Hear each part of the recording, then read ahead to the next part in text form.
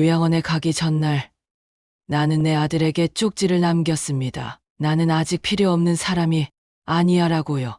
아들이 말했습니다. 다음부터는 밥이나 한 끼 먹어요. 여행은 너무 힘들어요. 그 말이 나를 끝내 밀어냈습니다. 안녕하세요. 오늘도 저희 라디오 사연방을 찾아주신 여러분 감사합니다. 저희 채널에 올라오는 다양한 인생사와 삶의 경험들을 재미있게 들어보세요. 구독과 좋아요는 저와 사연자들에게 큰 힘이 되며 이야기를 들으시고 여러분들의 인생 지혜를 댓글로 나눠주세요. 오늘의 사연 시작하겠습니다.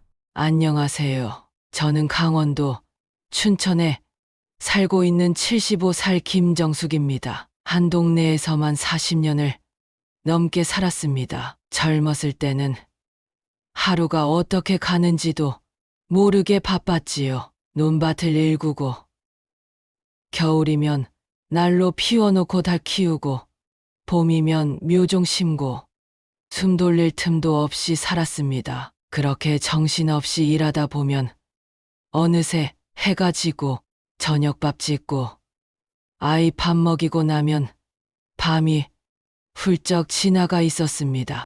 저는 남편 없이 아들을 혼자 키웠습니다. 남편은 아이가 2살이던 해에 병으로 세상을 떴습니다. 어떻게든 아이는 제대로 먹이고 제대로 입히고 학교는 꼭 보내야 한다는 생각뿐이었습니다.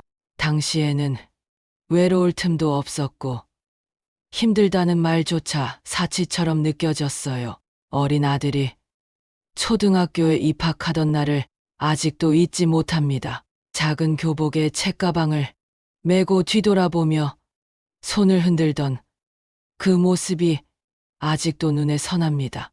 그 손을 놓치지 않으려고 저는 진짜 많은 걸 포기했습니다. 남들처럼 주말에 놀러 나가는 것도 명절에 고향을 찾는 것도 다 아이 뒤치다꺼리 때문이었어요. 시간은 정말 빠르더군요. 아들이 대학에 들어가고 직장을 구하고 결혼을 하고 나서야 저는 처음으로 뭔가를 내려놓는 기분이 들었습니다. 손에서 일감이 줄어들고 무릎도 예전 같지 않으니 그제야 나라는 사람이 있었구나 싶었습니다.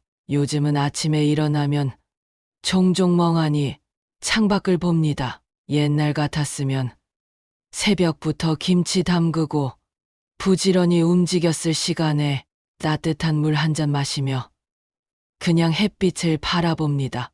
이런 게 여유구나. 나도 이런 걸 누려도 되는 사람이었구나. 그런 생각이 조금씩 스며들던 어느 날이었습니다. 그날 며느리한테서 전화가 왔어요. 평소엔 자주 연락하는 편도 아닌데 갑작스러웠습니다. 어머님, 말씀드릴 게 하나 있어요. 저희가 요양원에 대해 좀 알아봤는데요. 처음에는 잘못 들은 줄 알았습니다. 요양원이라고요?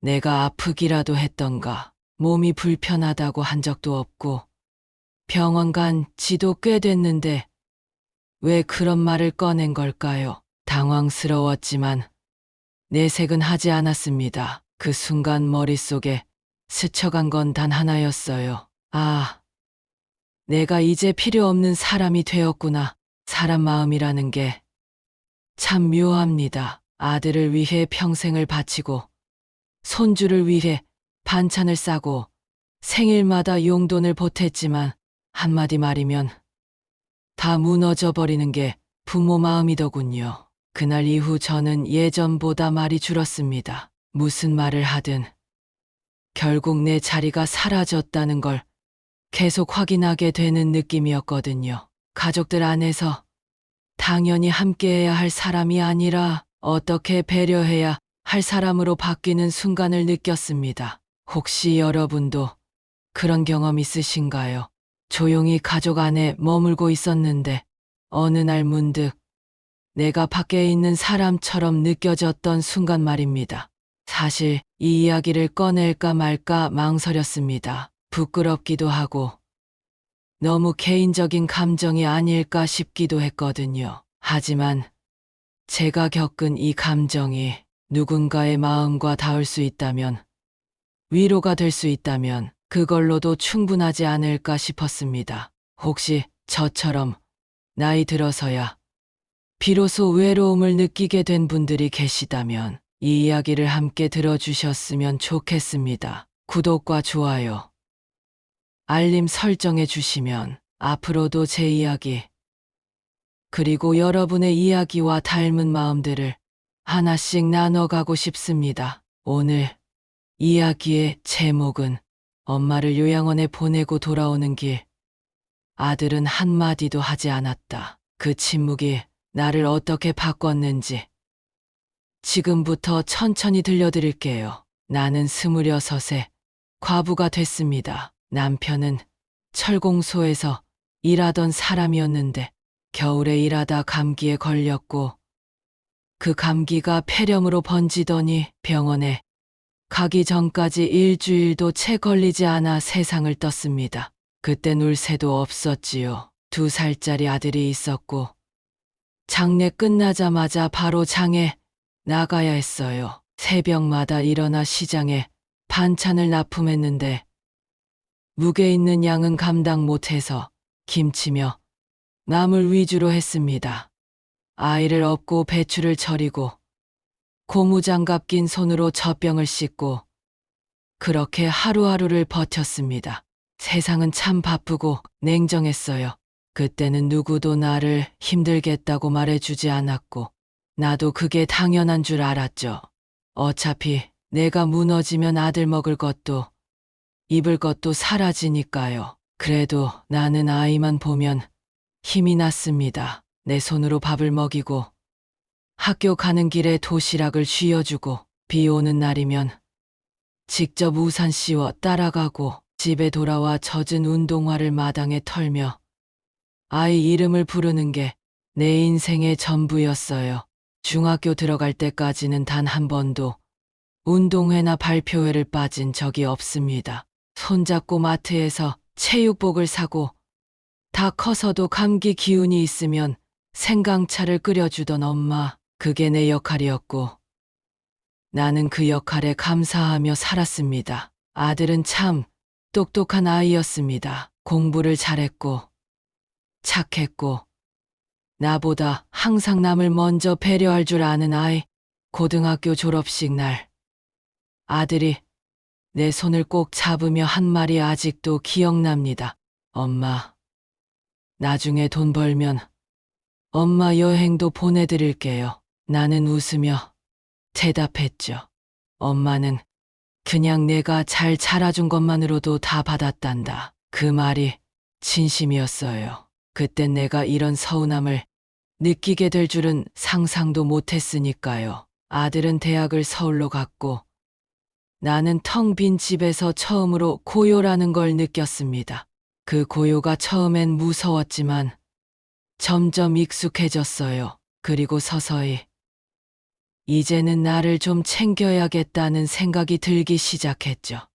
혼자 남은 시간이 많아지니 취미도 하나둘 생겼습니다. 동네 복지관에서 요가도 배우고 텃밭에 상추도 심고 가끔 친구들이랑 버스 타고 강릉 바다도 보러 다녔어요. 휴대폰으로 사진도 찍고 문자도 배웠습니다. 이 나이에 배운다는 게 쉬운 일은 아니었지만 그래도 조금씩 익숙해지더라고요. 아들이 결혼했을 땐 참 기뻤습니다. 며느리는 똑 부러지고 처음 만났을 때도 인사가 참 예의 바르더군요. 그날 밥 먹다 말고 며느리가 어머님, 앞으로 잘 부탁드릴게요 라고 했을 땐 아, 나도 이제 이 집에 또 하나의 식구가 되는구나 싶어서 마음이 놓였습니다. 결혼 후 1년이 지나 손주가 태어났을 땐 김치를 담가 들고 갔고 미역국도 끓여 보냈습니다. 며느리는 고맙다고 말했지만 몇 달 지나니 연락이 점점 뜸해졌습니다. 그리고 3년쯤 지난 어느 날 내가 허리를 삐끗했을 때 아들에게 전화를 걸어 병원에 데려다 줄 수 있느냐고 물었더니 회사에서 좀 어려워요, 엄마. 택시 타세요. 그 한마디에 어쩐지 마음이 서늘해졌습니다. 그때부터 나는 조금씩 나도 모르게 마음의 벽을 세우기 시작했습니다. 하지만 그걸 티 내고 싶진 않았어요. 여전히 아들에게는 밥은 챙겨 먹냐? 몸은 괜찮냐? 그런 안부만 물었습니다. 내가 할 수 있는 건 그냥 조용히 곁에 있는 거지라 생각했거든요. 그런데도 언젠가부터 나는 가족 모임 사진 속에 없는 사람이 되어가고 있더라고요. 아직도 혼자 살아가는 건 익숙합니다. 장 보러 다니고 냉장고에 반찬을 채워놓고 매일 오후엔 골목길 따라 산책도 합니다. 이따금 손주 사진을 보내오면 웃음도 나고요. 하지만 그 사진 속에도 나는 없어요. 그래서 문득 그런 생각이 들었습니다. 나는 가족이라는 이름으로 평생을 살았지만 과연 이 가족 안에서 나는 어떤 존재였을까? 그 질문이 머릿속을 떠나지 않았습니다. 그리고 그 답을 얻게 된 건 바로 그날 아들과 며느리가 유양원 이야기를 꺼냈을 때였습니다. 며느리가 유양원 이야기를 꺼냈던 그날 나는 아무 말도 하지 못했습니다. 어머님, 혹시 유양원에 대해 한번 생각해 보신 적 있으세요? 그 말은 전혀 예상하지 못한 방향에서 날아온 돌멩이처럼 가슴에 툭 하고 부딪혔습니다. 유양원이라니, 내가 지금 거동이 불편한 것도 아니고 치매 증상이 있는 것도 아닌데 왜 그런 이야기를 하는 걸까 싶었죠. 나는 조심스럽게 물었습니다. 내가 어디 아픈 것도 아닌데 왜 그런 얘기를 하니? 그 말에 며느리는 웃으며 말했습니다. 아니에요, 어머님. 요즘은 요양원이 꼭 아픈 사람만 가는 곳이 아니래요. 혼자 사시는 것도 위험하고 식사도 잘 챙기시기 힘드실 테고 또 가끔 손주들도 맡기기 어려운 상황이 생기잖아요. 그 말에서 나는 알 수 있었습니다. 아, 이 이야기는 단순한 제안이 아니라 이미 마음속으로 정리된 이야기구나. 결정은 내려졌고 나는 그 결정에 동의만 하면 되는 입장이었어요. 며칠 후 아들이 집에 찾아왔습니다. 양손엔 과일 박스 하나, 그리고 요양원 브로셔가 들려 있었습니다. 엄마, 내가 요양원 하나 알아봤어. 서울에서 멀지 않은 데고 시설도 좋고. 그 말을 하며 아들은 테이블에 브로셔를 펼쳐 보였습니다. 깔끔한 사진, 온돌방, 식사 사진, 프로그램 소개, 전부 그럴듯했지만 나는 그 종이 한 장이 너무 차갑게 느껴졌습니다. 나는 물었습니다. 내가 가봤니? 직접 가서 보고 온 거야? 아니, 인터넷에 후기도 많고 며느리가 알아봤어.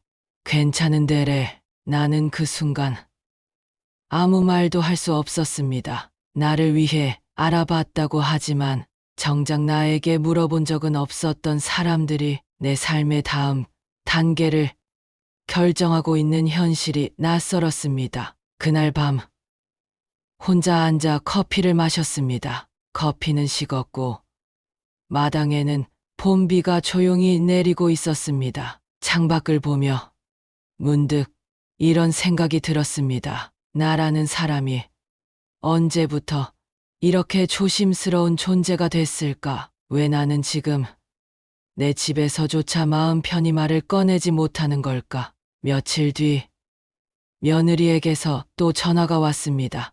어머니, 요양원 쪽과 상담 날짜 잡았어요. 한번 가보시기만 해도 괜찮아요. 정 안 맞으면 안 하셔도 되니까요. 하지만 그 말조차도 선택권을 주는 것 같지는 않았습니다. 나는 조용히 대답했습니다. 그래.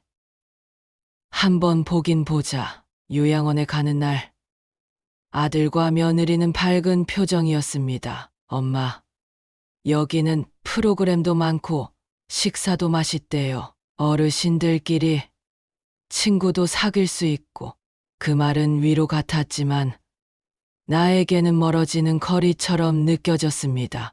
요양원은 생각보다 깔끔했습니다. 복도에는 향긋한 냄새가 났고 창문엔 햇살도 가득했어요. 하지만 마음속은 더 어두워졌습니다. 나는 안내받는 내내 입을 다물고 있었습니다. 마지막으로 시설장과 인사를 나누고 차에 올라탔을 때 아들이 조심스럽게 물었습니다. 엄마, 어떠셨어?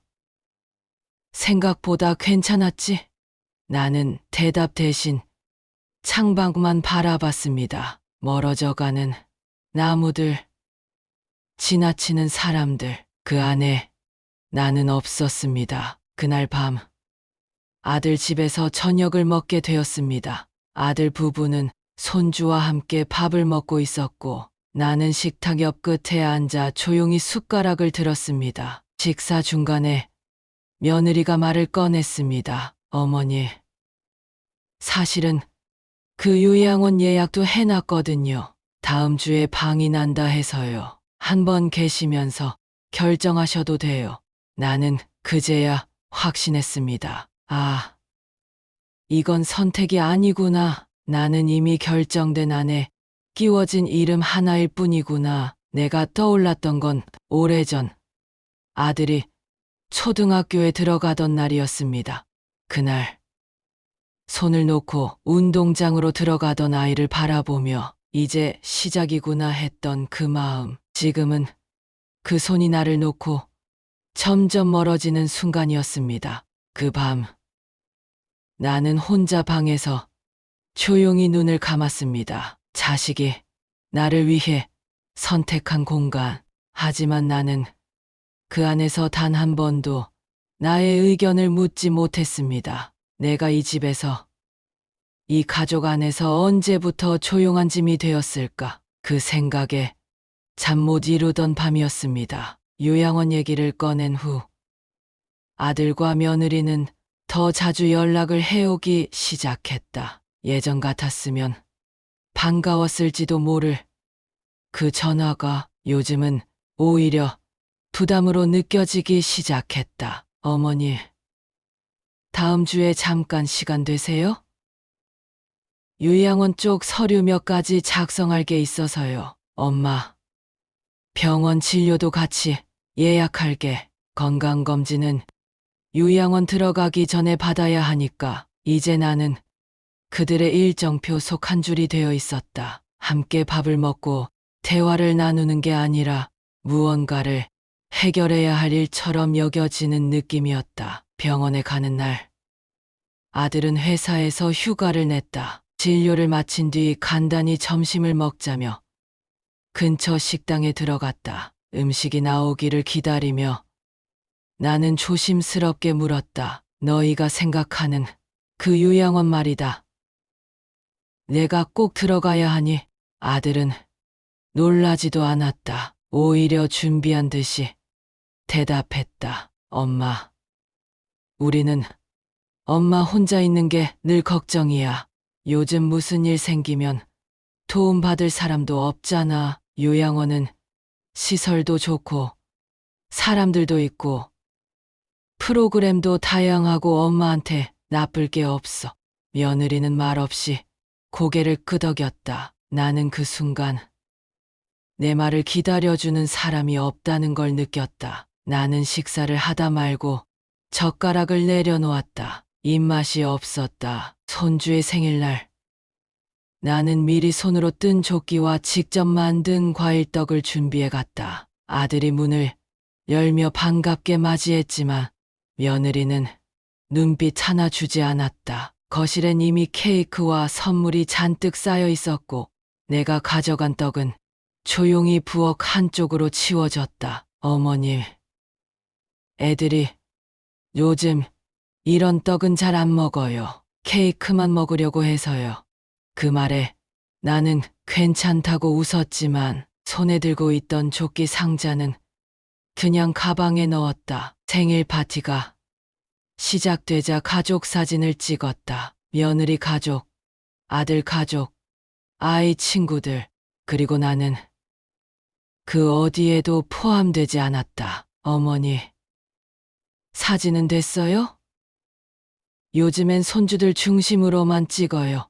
나는 고개를 끄덕였다. 무거운 마음을 들키지 않기 위해 노력했다. 어느 날 아들이 갑자기 집에 찾아왔다. 며느리는 오지 않았다. 작은 국밥집에서 둘이 마주 앉았을 때 나는 정말 조심스레 한마디를 꺼냈다. 나는 말이다. 요양원 같은 데보단 그냥 지금처럼 혼자 있는 게 더 편하단다. 내가 아직 밥도 혼자 해먹고 장도 보러 다니는데 굳이. 아들은 국밥을 휘젓다 말고 말을 끊었다. 엄마, 그게 우리도 사실 쉽지 않아. 이 집 저 집 왔다 갔다 하는 것도 언제든 연락받을 수 있게 신경 쓰는 것도 솔직히 말하면 엄마를 걱정해서 그런 것도 있지만 우리가 너무 피곤해서 그래.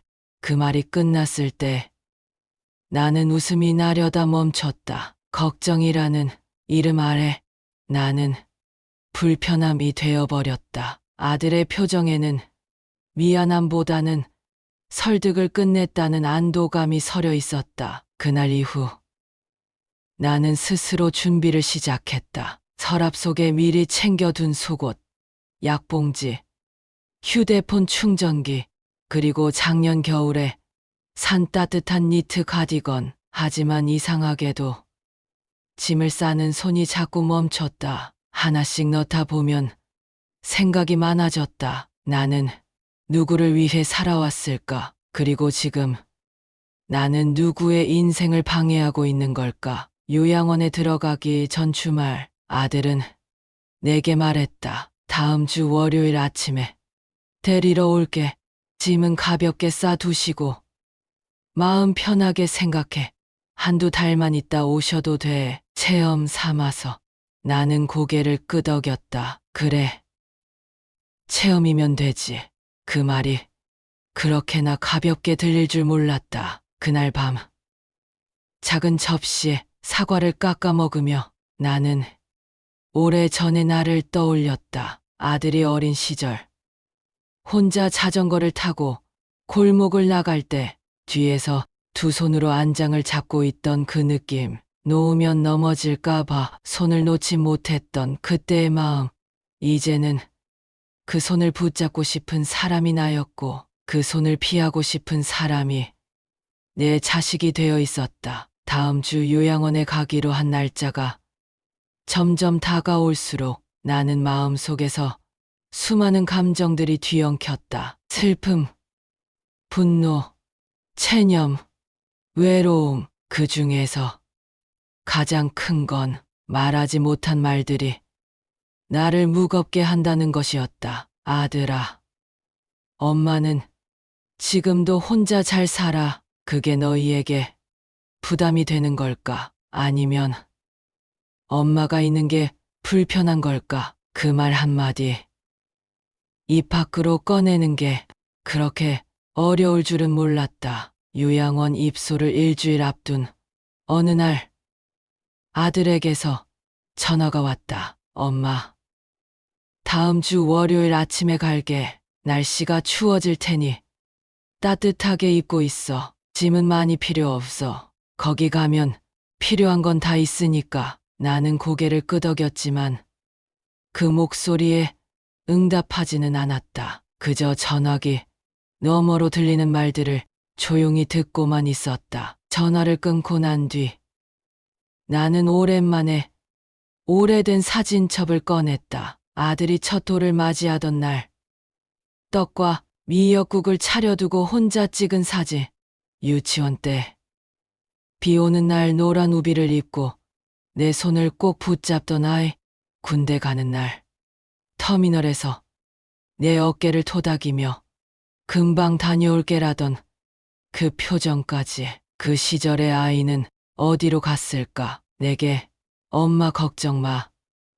내가 엄마 지켜줄게라고 말하던 그 아들은 왜 지금은 내 곁을 지워가고 있을까? 나는 밤새 거의 잠을 이루지 못했다. 그리고 이른 새벽 혼자 작은 쪽지를 써 내려갔다. 나는 요양원에 가지 않겠다. 지금 이 집에서 내 속도로 살고 싶다. 걱정이 아니라 존중을 받고 싶다. 엄마는 짐이 아니라 사람이다. 이 말 이제야 꺼낸다. 쪽지를 쓰고 나니 속이 시원했다. 마치 가슴 속 돌덩이를 내려놓은 느낌이었다. 몇 시간 후 나는 그 쪽지를 봉투에 넣어 아들네 집 우편함에 꽂아두었다. 그날 저녁 아들에게서 전화가 걸려왔다. 엄마, 쪽지 잘 봤어요. 그렇게까지 마음이 불편하셨는지 몰랐어요. 나는 잠시 말이 없었다. 하지만 이번엔 말해야 했다. 나는 혼자 살아온 시간이 더 길다. 지금도 밥 해먹고 장도 보고 병원도 혼자 다닌다. 그러니까 내가 불편한 사람이란 생각은 하지 말아라. 도움이 필요하면 내가 말할게. 그때 도와주면 그걸로 충분하다. 아들은 조용히 알았어요. 엄마라고 대답했다. 그 목소리는 조금 떨리고 있었다. 며칠 후 며느리에게서도 연락이 왔다. 어머님, 저희가 너무 앞서갔던 것 같아요. 편하신 대로 하세요. 불편하셨다면 죄송합니다. 나는 그 말에 담긴 진심을 온전히 믿을 수는 없었지만 그래도 그렇게 한마디를 듣는 것만으로도 사람은 다시 일어설 수 있다는 걸 느꼈다. 그날 이후 나는 더 자주 마을 버스를 탔다. 시장에 가서 작은 반찬을 사고 복지관에서 열리는 신앙독회에도 참석했다. 옆집 할머니와 함께 동네 개울가를 걸으며 도란도란 이야기를 나눴고 사진도 서로 찍어주며 웃음을 되찾았다. 내 삶은 크게 달라진 건 없었지만 내가 원하는 방향으로 걷고 있다는 확신 하나만으로 충분히 단단해졌다. 그러던 어느 날 전화기가 울렸다. 엄마, 이번 겨울에 일본 온천 여행 가보실래요? 이번엔 일정도 천천히 짜고 숙소도 편하게 잡았어요. 숙박비는 엄마가 좀 도와주시면 좋겠고요. 항공권은 우리가 끊을게요. 그 말을 듣고 나는 잠시 침묵했다. 그리고 아주 조용한 목소리로 대답했다. 그래, 일본 좋지. 요칸도 한 번쯤 가보고 싶었는데 말이다. 하지만 나는 곧 담담하게 덧붙였다. 근데 이번엔 친구들이랑 먼저 가기로 했어. 그때쯤엔 나 한국에 없을 거야. 숙소도 벌써 예약 다 했어. 전화기 너머로 잠시 정적이 흘렀다. 아들은 아무 말도 하지 않았다. 나는 그 틈을 놓치지 않고 덧붙였다. 그리고 다음부터 여행 얘기 꺼낼 땐 돈 얘기부터 하지 마라. 나는 너희 지갑이 아니야. 내가 너희한테 무언가를 해줘야만 같이 갈 수 있는 존재는 아니니까. 전화를 끊고 나서 한참을 가만히 앉아 있었다. 불안하지 않았다. 처음으로 내 삶의 중심에 내가 있다는 확신이 들었다. 며칠 뒤 오랜만에 연락이 온 사람이 있었다. 예전에 함께 도서관 봉사를 했던 이정자 씨였다. 정숙 씨, 이번에 여수 쪽으로 여행 가는데 같이 갈래? 숙소도 조용한 데로 알아봤고 일정도 빡빡하지 않아. 그냥 바람 쐬러 가는 거야. 나는 단 한 번도 망설이지 않았다. 좋지. 나 이번에 진짜 바람 좀 쐬고 싶었어. 그렇게 두 사람은 기차를 타고 남쪽 바다로 향했다. 도착한 숙소는 작은 언덕 위에 자리한 한옥 민박이었고 식사는 근처 시장에서 사온 반찬으로 방 안에서 조용히 나눴다. 사진을 찍을 때도 함께 웃으며 서로를 예쁘게 담아줬다. 서로를 기다려주고 말의 속도를 맞춰가며 진짜 여행을 하고 있다는 느낌이 들었다. 요즘 저는 혼자 지내는 게 참 편안합니다. 아침에 일어나면 따뜻한 물 한 잔으로 하루를 시작하고 해가 드는 창가에 앉아 좋아하는 시집을 펼쳐보곤 하지요. 가끔은 여전히 외롭습니다. 하지만 그 외로움이 꼭 나쁜 것만은 아니라는 걸 이제 압니다. 혼자라는 이유로 누군가의 눈치를 보거나 내가 짐이 아닐까 불안해할 필요 없는 하루가 얼마나 귀한지 깨달았거든요. 사람이 나이 들수록 정말 중요한 건 누구와 함께 있느냐 보다도 그 사람이 나를 어떻게 바라보느냐는 것 같습니다. 그 사람이 가족이든 친구이든 혹은 이웃이든 서로를 기다려주고 존중해주고 말 한마디 속에서 따뜻함을 느낄 수 있다면 그곳이 바로 우리가 머물러야 할 자리 아닐까요? 혹시 지금 이 영상을 보고 계신 분들 중에도 저처럼 가족 안에서 상처받았던 경험이 있다면 꼭 말씀드리고 싶습니다. 여러분이 잘못된 게 아닙니다. 여러분의 존재는 어떤 대가를 줘야만 소중한 것이 아닙니다. 그냥 있는 그대로의 당신, 그 자체로도 충분히 존중받아야 할 사람입니다. 앞으로는 저처럼 속도 맞는 사람과 감정 맞는 관계 안에서 진짜 나다운 여행을 시작하시길 바랍니다. 그 여행이 꼭 바다나 산이 아니어도 좋습니다. 마음이 편안한 곳이라면 어디든 그곳이 여행지니까요. 오늘 제 이야기를 끝까지 들어주셔서 정말 고맙습니다. 영상이 마음에 닿았다면 구독과 좋아요, 그리고 알림 설정으로 다음 이야기도 함께 해주세요. 여러분의 마음에도 따뜻한 바람이 부는 하루가 찾아오길 진심으로 바랍니다. 고맙습니다. 지금까지 사연을 들어주신 여러분께 진심으로 감사드리며 앞으로도 구독과 좋아요, 알림 설정으로 여러분의 삶에 작은 위로와 영감을 드릴 수 있기를 바랍니다. 다음 이야기로 다시 찾아뵙겠습니다. 감사합니다.